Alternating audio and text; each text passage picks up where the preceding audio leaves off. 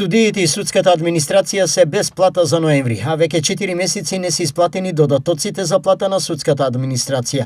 Истекна денеска председателот на УПОС Трпе Дејановски. Моментално никој нема плата додека не се пуштат платите за сите вработени во судовите. Ниту судиите. Никој нема плата. Додека не се донесе одлука на судскиот буџетски совет, а денеска треба да се донесе одлука, им препорачувам да донесат одлука со додатоци на плата за вработените во судовите.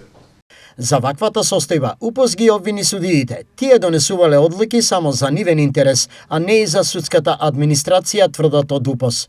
Согласно закон за судски буџет, судството треба да добие, односно судскиот буџет треба да добие 0,8 од БДП-то, од бруто домашниот производ. Самите судии, наследници на судски буџет, бараат и креваат раце и си гласаат не за 0,8, тука за 0,4, за 0,6% од БДП-то.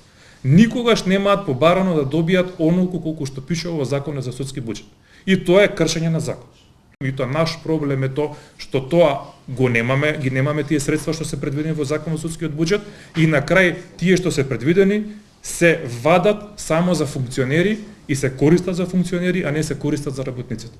Затоа, синдикатот е пред одлука за прекин на работата доколку денеска судскиот буџетски совет, како што се очекува, а не донесе одлука за исплата на неисплатената плата за ноември за судиите и судската администрација, како и додатоците за плата за изминатите 4 месеци за судската администрација, би се прекинала работата.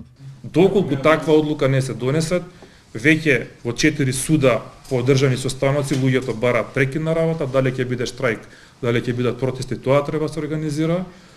Кажавме од наша страна кажана, се извинувам, дека нема да чекаме сите судови, ако некој суд сака да штрајкува, ќе штрајкува. Овој проблем во македонското судство ги засегаат над 2000 вработени.